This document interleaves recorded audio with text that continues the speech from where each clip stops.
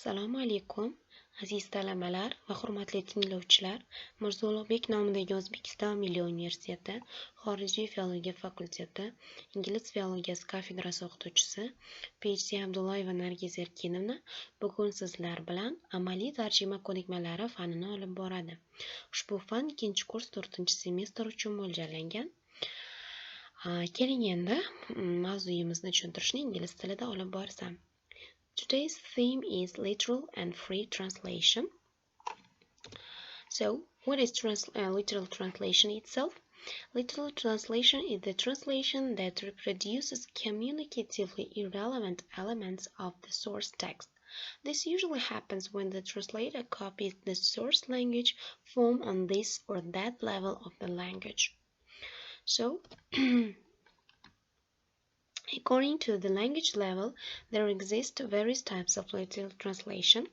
First one is sound level. We may call it phonetic level. This type of literal translation results in the so-called translator's false friends, that is, words similar in sounds but different in meaning. Students, I hope you can remember about translator's false friends, which we have discussed in our previous lessons. So, conductor, not conductor in Russian, but дирижер. Herb in English, not gerb in Russian, but лекарственная трава.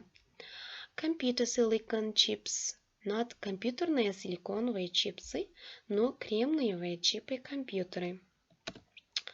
So, next one is syntactic level. It is copying the structure of the source language. Sometimes an inexperienced translator is hypnotized by the source language, and to translate accurately, he tries to render the meaning word for word, this breaking combination rules of his or her own language. As an example, we often heard his name mentioned. It is a mistake to translate it like this. Мы часто слышали его имя упомянутым. Next level is the semantic one. It is giving the primary meaning of the word or its part, whereas a semantic transformation is required. For example, but outside it kept on raining. This translation is incorrect. Or подполковник. No, subcolon. No. This word does not exist in the English language. Next one, etymological errors, disregarding language changes. Words acquire new meanings over time and use, because a language is itself, language changes day by day. There, don't cry. Там не плачь. Это неправильно. This is not correct. So the next one is following the style of the source text. We may call it stylistic level. Different registers require different language means. Thus, to use the example by Комиссаров to a Russian who got accustomed to brief and abrupt structures in the weather forecast, as an English weatherman sentence can sound like a poem line. Mist covered a calm sea in the Strait of Dover last night. Туман покрывал спокойное море в Паде-Кале прошлой ночью. Therefore, to produce the same impact upon the receptor as does the original, the translator has to partition the English sentence and make it more adaptable to Russian, like it's given as two sentences, not just one. Okay, we can see that very often literal translation is not necessarily a word-for-word translation, although it is often associated with a rather negative evaluation of the translation. Literal translation is sometimes referred to as formal or grammar translation, though it's not the same. However, sometimes literal translation on this or that level is a must. We need it. The translator cannot do without it when rendering proper and geographical names. Some borrowings, as it's given, red coats, Хунвейбины, is a literal translation on a semantic level into English of the Chinese Hong, red, it means Weibing, guard, while the Russian word is a literal reproduction of the Chinese word on a sound level.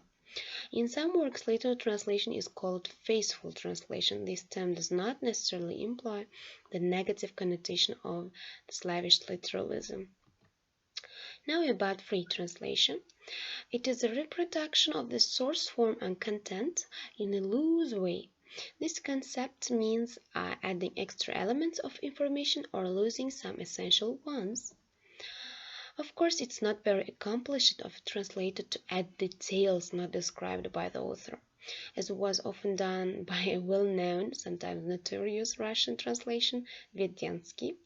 Neither is it proficient to construct the source text like a Hodar de la Motte, who reduced the 24 books of the Iliad to 12 in his translation, leaving out all the anatomical details of wounds and some other information. Scholars of translation usually take a negative view of this type of free translation, known as adaptation in history of translation. Nevertheless, free translation is appropriate in some cases. Poetry translations are done with a certain degree of freedom. A translator is also free to modernize a classic text in order to subvert established target language reader response. So, however, free translation is also admitted in the titles of novels, movies, etc. For instance, the outstanding Russian novel by Ilfen Petrov, «12 стульев», is known in the United States as Diamonds to Sit On, which is accounted for by the book-selling advertising policies. The next example is as like this following one. Recently, translation theorists have begun to relate free translation to communicative translation, depending on the purpose of the translation, and literal translation to the so-called semantic translation.